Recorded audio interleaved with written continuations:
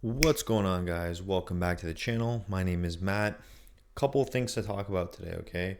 We got Canada's GDP growth numbers that came out, and then we also have, the government of Canada and what they're expecting the population to do at the end of next year. We'll talk a little bit about that later, but first, Canada's GDP rises, right? We got positive growth, 0.3%, slowing rate cut expectations, right? So no longer expecting a bigger cut, but more like a 25 basis point cut, right? So the economy is proving more resilient than expected, according to the recent data from Statistics Canada. Okay. Third quarter of 2024, we got GDP, which grew modestly, driven primarily by household borrowing, okay, household debt, and increased government spending. Meaning that's literally the only reason why we had GDP growth in the country, okay? Um, and you asked me about that, and what I would say is that's not sustainable long term. You can't have household debt and government spending be the only reason why an economy or a country is growing. Very unsustainable. Okay, so let's dive into a little bit. So in Q3, Canada's GDP grew by 0.3%, a slight slowdown compared to the revised 0.5% growth that we saw in the previous two quarters. While this falls within the BOC's revised target range, it's worth noting that the central bank initially forecasted 2.8% growth for the quarter before scaling back its expectations in October. So, despite overall growth, per capita GDP continued to decline, dropping 0.4%, right? So, GDP per capita continues to decline. Even though GDP growth is continuing to go up per capita, per person, Canadians are seeing worse and worse conditions, right? Like if you ask any Canadian right now whether we're better off right now compared to 8 years ago or 4 or 5 years ago, they're going to say it's worse now because it is. Per capita, we are worse off now. And it's been the sixth consecutive quarter of us being worse off. And this highlights like a deep concern, right? The economy appears to be expanding, and it is. Look at GDP, it's expanding, but individual Canadians are not feeling it and not experiencing that at all. Okay.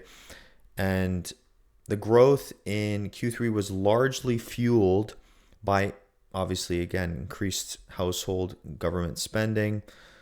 Household spending surged by 0.9%, driven by purchases of new vehicles and financial services. Okay. While government consumption rose by 1.1%, marking its third consecutive quarterly increase. Oh my lord! And the government spending accounted for an astonishing 90.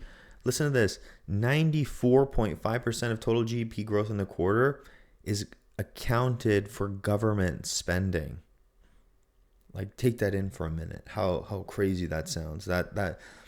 That literally means the only reason our country is growing is because our government is spending money. Okay, that cannot be good, and it is not good. I think long term, this is really really bad, and we're gonna feel this. Okay, so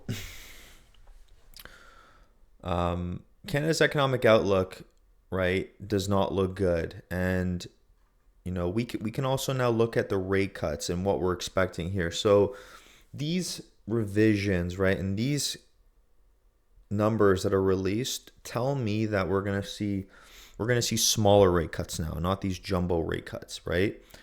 Because the economy is growing, right? And so now I think the Bank of Canada is going to take a bit of a more modest, quarter cut path, right? And then they're going to see what happens from there. Markets have already adjusted expectations, again, reducing the anticipated December rate cut from, again, that 50 basis point cut to 25 basis points. And we also have the things that the government is bringing in, like the GST holiday break, right? The 2 months where you're not going to have to pay GST tax right? Or purchase tax on, video games, beer, snacks, and, like, what's the other stuff? Like, stuff that you usually pay for around the holidays. And then they're also bringing in that direct cash stimulus of whatever, the $250 per person if you make under $150,000 with, added in, criteria, right? But pretty much they're sending a check of $250 to every single person who makes under $150,000 in the country. And when I see these actions coming from the government of Canada, to me it shows that they may say that the economy is doing well, but these actions, like them cutting taxes, them giving us cash stimulus, it's almost like they're just trying to like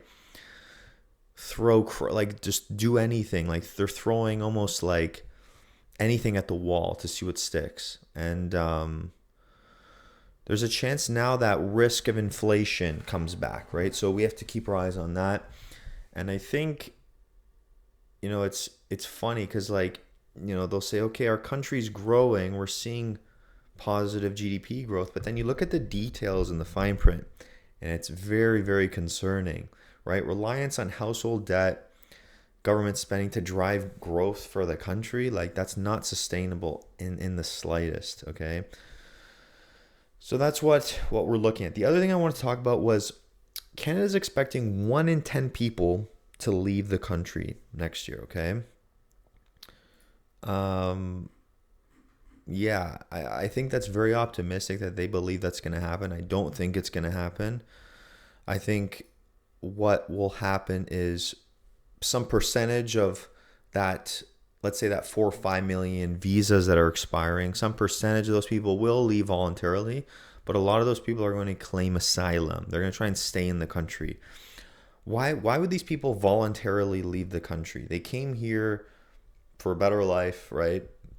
And, if their visas expire, these people are going to do whatever it takes to stay in Canada. They're not going to voluntarily leave the country. Like, I don't know. And to me, like, this is just so funny to see these things and these expectations of what they think will happen, because we know, like, we can almost guarantee 100% that 5 million people are not going to voluntarily leave the country next year.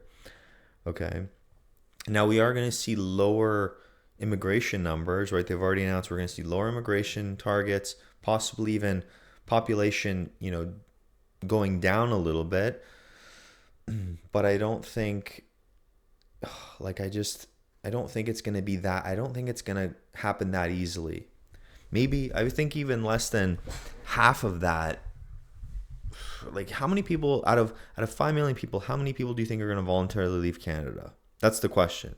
How many people are going to voluntarily leave out of 5 million people? That'll be what I'm watching next year, because I don't think 5 million people are going to voluntarily leave. It's going to be very tough for the government to go after them and look at every single person and, scrutinize them and analyze them and do their filing, whatever they have to do. It'll be very interesting to see what happens. In terms of the real estate market and this specific thing, the 1 in 10 people leaving, or the 5 million people leaving the country, right, due to expired visas, I think it'll actually have a negative effect on the real estate market, because if 5 million people leave the country, we're going to get less people looking at real estate, buying real estate, even renting real estate, right? If less people are there trying to rent properties, buy properties, it's going to push home prices lower, even rental prices lower.